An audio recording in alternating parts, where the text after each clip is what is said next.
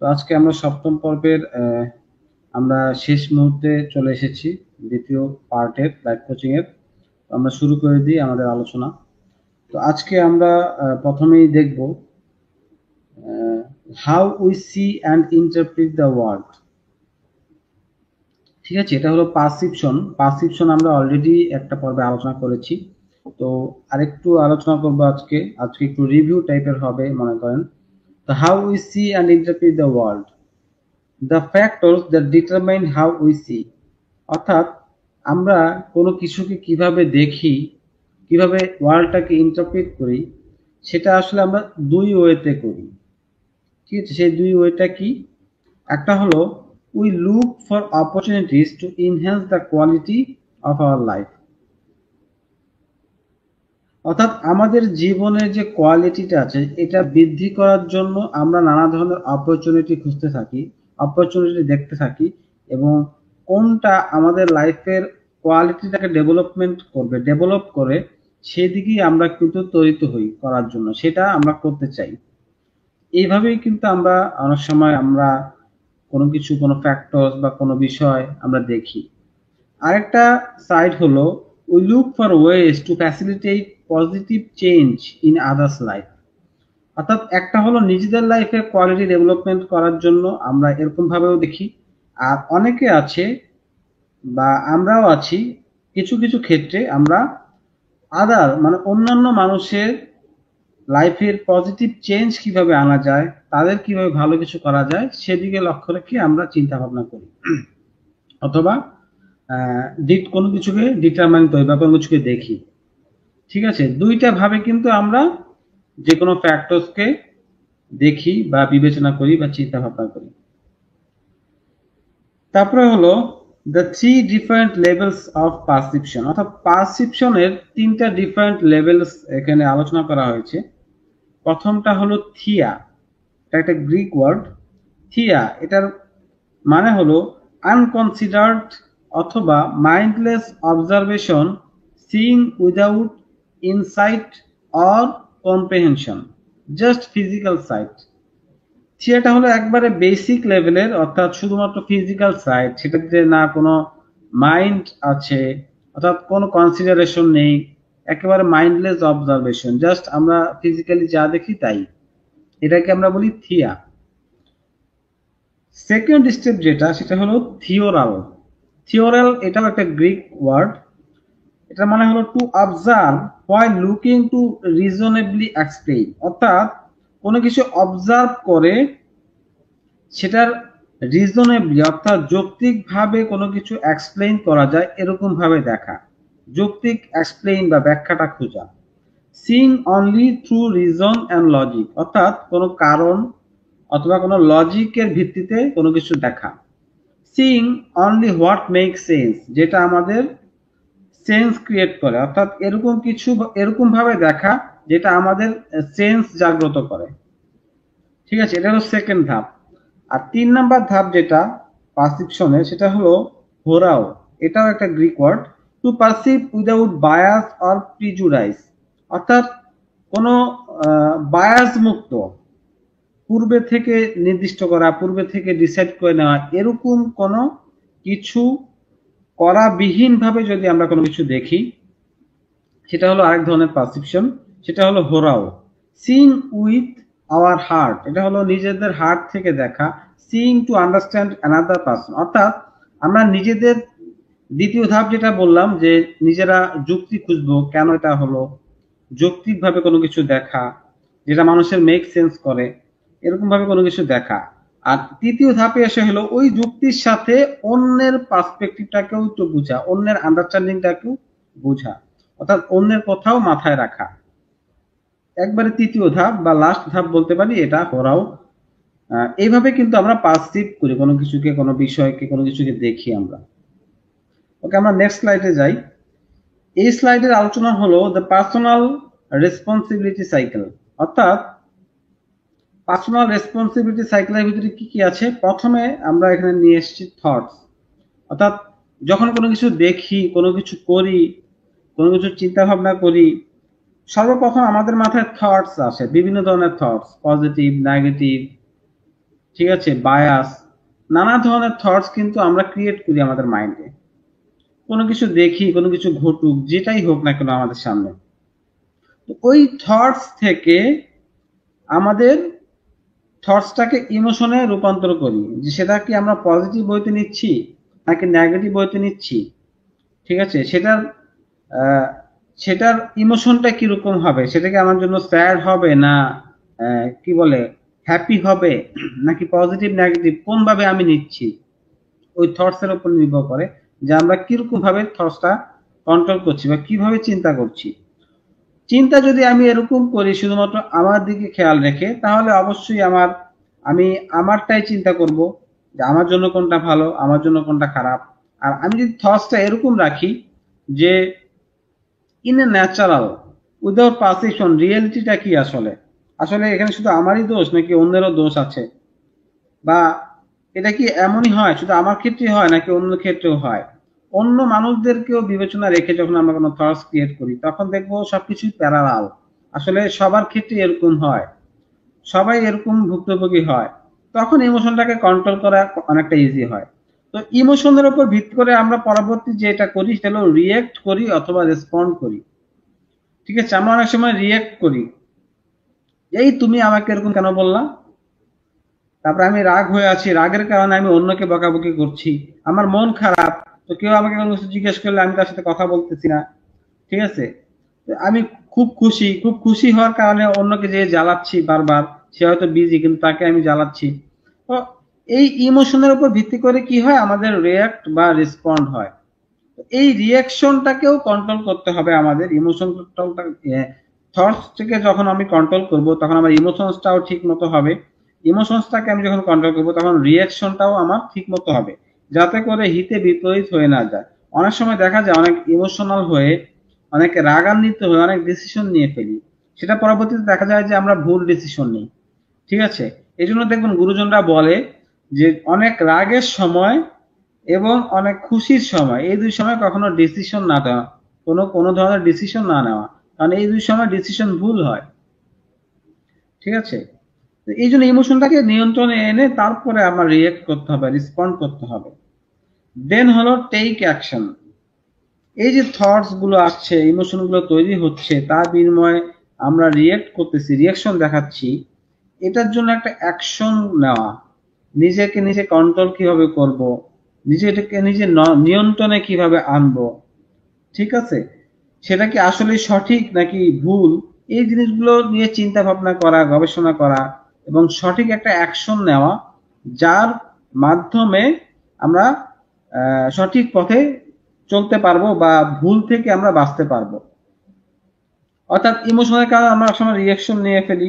ধরেন একটা এমপ্লয়ি কোনো ভুল করলো, আমরা কি করলাম, আমাদের থটস আসলো সে এরকম করলো, সে আমার কোম্পানি অনেক ক্ষতি করতেছে, সে আমার বিরুদ্ধে লাগছে, মানে এক সামান্য একটা কাজ করেছে কিন্তু আমরা অনেকগুলো থটস একসাথে করে আমরা তার উপর একটা ইমোশন, রাগান্বিত ইমোশন ক্রিয়েট করি এবং তাকে সাথে সাথে রিয়েকশন দিই যে তোমার চাকরি আজ থেকে নাই, তোমাকে আজ থেকে চাকরি করতে হবে না। অনেক সময় এরকম ডিসিশন নেয় বসরা এমপ্লয়ীদের উপর। তারপরে অ্যাকশন কি নেয়, তাকে চাকরি থেকে বের করে দেয়, যে টেক অ্যাকশন। তো টেক অ্যাকশন নেওয়াটা ওটাও কিন্তু এই যে সিরিয়াল পার্সোনাল রেসপন্সিবিলিটি সাইকেলের যে সিরিয়াল, এই সিরিয়ালেই আসে। প্রথমে থটস হয়, তারপরে ইমোশনস তৈরি হয়, ইমোশনস থেকে রিয়াক্ট বা রেসপন্ড তৈরি হয়, দেন টেক অ্যাকশন, একটা ডিসিশনে আসে যে কি নিবে। এই টেক অ্যাকশন এর ওপর, ঠিক আছে, ভিত্তি করে আমরা বিভিন্ন সলিউশন, আউটকাম, রেজাল্টস, ফাইন্ডিংস বা অ্যাওয়ারনেস খুঁজে পাই। ঠিক আছে, তো এইটা আমাদেরকে নিয়ন্ত্রণে রাখতে হবে যে অতিমাত্রায় যাতে কোনো কিছু না হয়। ঠিক আছে, যেটা সত্য, যেটা বাস্তব, সেটাকে সবসময় যাতে ফলো করি, এই জিনিসটা মাথায় রাখতে হবে। আমরা অনেক সময় অতিমাত্রায় অনেক কিছু করে ফেলি, যেটা সত্য, সেটা বাস্তব, সেটা আমরা খেয়াল করি না, যে কারণে আমাদের ভিতরে, মানুষদের ভিতরে অনেক সময় ভুল হয়ে যায়। আমরা অনেক সময় বলি কিন্তু মানুষ মাত্রই ভুল, অর্থাৎ আমরা অনেক সময় ভুল করে ফেলি। তো এই জন্য বুঝে সিদ্ধান্ত নেওয়া উচিত, চিন্তা ভাবনা করে সিদ্ধান্ত নেওয়া উচিত যে আমি সঠিক সিদ্ধান্ত নিচ্ছি কিনা, সঠিকভাবে রিয়াকশন দিচ্ছি কিনা এবং সঠিকভাবে আমার ইমোশনটাকে কাজে লাগাচ্ছি কিনা। আমরা অলরেডি অনেকগুলো পর্বে ইমোশনাল ইন্টেলিজেন্স নিয়ে আলোচনা করেছি, কিভাবে আমরা ইমোশনকে কন্ট্রোল করব, ইমোশনকে নিয়ন্ত্রণ রেখে আমরা কোনো কিছু পদক্ষেপ নিব। তো এই প্রত্যেকটা জিনিস কিন্তু সেলফ অ্যাওয়ারনেস, এই জিনিসগুলো কিন্তু এই পার্সোনাল রেসপন্সিবিলিটি সাইকেলের ভিতরে চলে আসে, যে কিভাবে আমরা কন্ট্রোল করবো আমাদের পার্সোনাল রেসপন্সিবিলিটি সাইকেলটাকে। তো আমরা খেয়াল রাখবো যাতে করে আমাদের দ্বারা অন্য কারো ক্ষতি না হয়, আবার আমাদের দ্বারা যাতে আমাদের কাজেরও ক্ষতি না হয়, সবকিছু একটা ব্যালেন্স ওয়েতে আমরা চালাতে পারি, সেদিকে আমরা খেয়াল রাখবো। ওকে, পরবর্তীতে আজকে আমাদের শেষ ধাপের যে আলোচনাটা সেটা হলো breaking the vicious circle, the art of policing hour thoughts. অর্থাৎ আমরা যে থটস চিন্তা ভাবনা করি, আমাদের ভিতরে যে থটস আছে সেটা কিভাবে পলিসিং করব, এটার আর্ট। ঠিক আছে, কিভাবে সাজাবো এই থটসটাকে, কিভাবে নিয়ন্ত্রণ করব, সুন্দর করব, সঠিক ওয়েতে নিয়ে যাব। Is my thinking accurate or inaccurate, অর্থাৎ আমরা যেটা চিন্তা করছি সেটা কি আসলে সত্য, সঠিক নাকি ভুল, এই জিনিসটা আমরা কোশ্চেনিং এর মাধ্যমে বের করতে পারি, কগনিটিভ রিস্ট্রাকচারিং এর মাধ্যমে বের করতে পারি। এখানে দেখেন, cognitive restructuring is the process of questioning and changing irrational thoughts. অর্থাৎ কগনিটিভ রিস্ট্রাকচারিং এই জিনিসটা হলো এটা, যেটা কোশ্চেন করার মাধ্যমে আমরা কি করতে পারি, চেঞ্জ করতে পারি। কি চেঞ্জ করতে পারি? ইরেশনাল থটস, অবাস্তব, ঠিক আছে, অবাস্তব যে থটস গুলো আছে, অযৌক্তিক যে থটস গুলো আছে আমাদের ভিতরে, সেগুলোকে চেঞ্জ করতে পারি। তার ভিতরে একটা মোস্ট ইম্পর্টেন্ট টেকনিক যেটা আছে, Socratic questioning is one technique to encourage this process. এই প্রসেসটাকে এনকারেজ করার জন্য সবচাইতে একটা নাম করা যেটা কোশ্চেনিং প্যাটার্ন আছে সেটা হলো Socratic questioning. Coaches can use Socratic questioning by asking probing questions about their clients' unhelpful thoughts. আমরা যারা আনহেল্পফুল থটস ক্রিয়েট করি, থটস বিভিন্ন ধরনের চিন্তা ভাবনার কারণে আমাদের অনেক সময় ক্ষতি হয়ে যায়, আমাদের কোম্পানির ক্ষতি হয়ে যায়, ঠিক আছে, আমরা ভুল পথে চলে যাই। তো ওগুলো কিভাবে নিয়ন্ত্রণ করে আমরা সঠিকভাবে আগাতে পারি, সঠিক ওয়েতে আগাতে পারি, সেটার জন্য সক্রেটিকের কিছু কোশ্চেনিং প্যাটার্ন আছে। আমরা এখন সেই কোশ্চেন গুলো দেখবো, যে কোশ্চেন গুলো করার মাধ্যমে কিভাবে আমরা সঠিক ওয়েতে আগাতে পারি। ওকে, সক্রেটিক কোশ্চেনস এখানে 10টা কোশ্চেন দেওয়া আছে। নাম্বার 1 হলো, what is the evidence for this thought against it. অর্থাৎ আমরা যখন কোনো কিছু চিন্তা করি তখন ফার্স্ট কোশ্চেনটা করব আমরা, যে এই যে থটটা আসতেছে, চিন্তাটা আসতেছে, এটার পিছনে এভিডেন্স কি, ঠিক আছে, যুক্তি প্রমাণ কি, এভিডেন্সটা খুঁজে বের করব। দেন হলো অ্যাগেইনস্ট ইট, অর্থাৎ এটার বিরুদ্ধে কি এভিডেন্স আছে, এটার পক্ষে কি এভিডেন্স আছে, এটার বিরুদ্ধে কি এভিডেন্স আছে, যেইটা আমরা চিন্তা করছি সেইটা। নাম্বার 2 কোশ্চেন হলো, am I basing this thought on facts or on feelings. অর্থাৎ আমরা কিন্তু ফ্যাক্টস ভার্সেস ফিলিংস আমরা অনেক আলোচনা করেছি এর আগের পর্বে। তো এটাও একটা কোশ্চেন করা, যে আমরা যে চিন্তাটা করতেছি সেটা কিসের উপর ভিত্তি করে, কোনো facts or only for feelings. অর্থাৎ আমরা ফিলিংস, আমাদের ভিতরে একটা ফিলিংস আসছে, একটা ফিল আসছে, নেগেটিভ ফিলিং বা হ্যাপি ফিলিং, যে কোনো ফিলিংই হোক না কেন, ওই ফিলিংস এর উপর ভিত্তি করে কি আমরা এই চিন্তাটা করতেছি, নাকি ফ্যাক্টস এর উপর ভিত্তি করে, আসলে আসল সত্যটা কি, আসল ফ্যাক্টসটা কি, এটা আমরা জানতে পেরেছি কিনা। এই কোশ্চেনের মাধ্যমে আমরা সেটা খোঁজার চেষ্টা করব। নাম্বার 3 কোশ্চেন হলো, is this thought black and white when reality is more complicated। অর্থাৎ আমরা অনেক সময় সরাসরি একটা সিদ্ধান্ত নিয়ে ফেলি, সরাসরি একটা জিনিস চিন্তা করে ফেলি, এই লোকটা এই কাজটা করেছে, এই লোকটা খারাপ, এই লোকটা এই কাজ করছে, হ্যাঁ এই লোক ভালো। এটা হলো black and white decision, black and white thinking.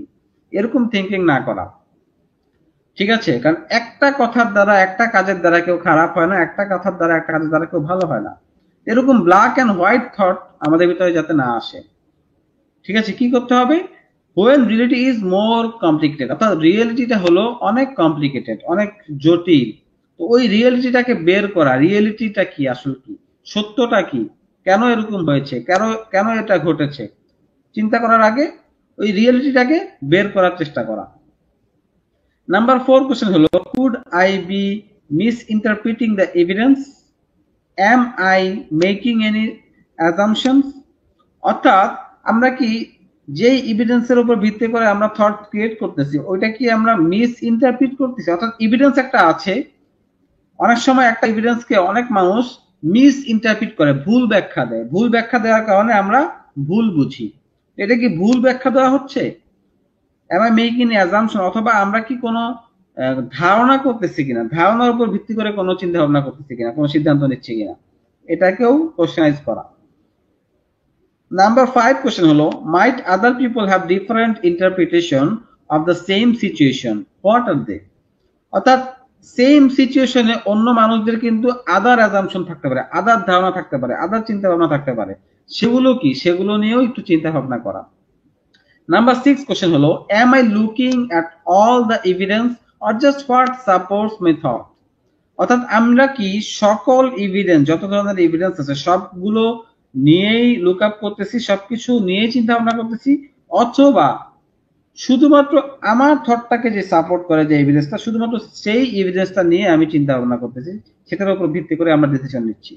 এটাও মাথায় রাখতে হবে, কারণ শুধু যদি আমার থটটাকে যে সাপোর্ট করে সেই এভিডেন্সটা নিয়ে কাজ করবো, তার মানে হলো আমি আগে থেকে সিদ্ধান্ত নিয়েছি এটা ভালো না খারাপ, আমি এদিকে যাব না সেদিকে যাব, তাহলে কিন্তু আমাদের ভিতরে যে সমস্যাগুলো, ভুলগুলো, সেগুলো দূর হবে না।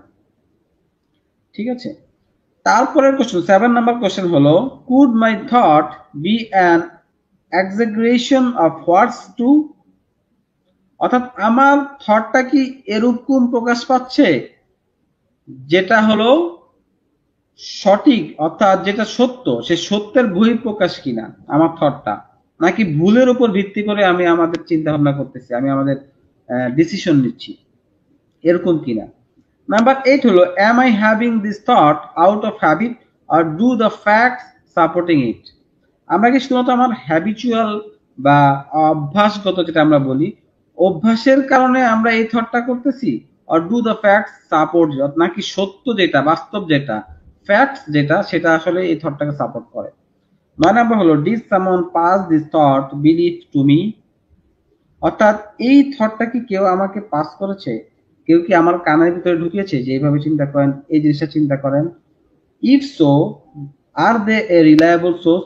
যদি সেটা হয় তাহলে কি সেটা কি রিলায়েবল সোর্স কিনা, ঠিক আছে, যেখান থেকে এসেছে সেটা কি আসলে সত্য কিনা, বা সেটা কি আমরা বিশ্বাসযোগ্য কিনা, এটাও খেয়াল রাখতে হবে। নাম্বার 10 হলো, is my thought A likely scenario or is it the worst case scenario? এটা কি লাইকলি সিনারিও এই থটটা, নাকি হলো ওয়ার্স্ট সিনারিও, নাকি একবারে খারাপ সিনারিও, সেটাও চিন্তা করা। ঠিক আছে, তো আজকে আমাদের সেশনটা এই পর্যন্তই। আমরা ইনশাআল্লাহ পরবর্তী সেশনে আরো টপিক নিয়ে, কোর বিলিফ নিয়ে আলোচনা করবো ইনশাআল্লাহ। তো সে পর্যন্ত সবাই ভালো থাকবেন, আল্লাহ হাফেজ।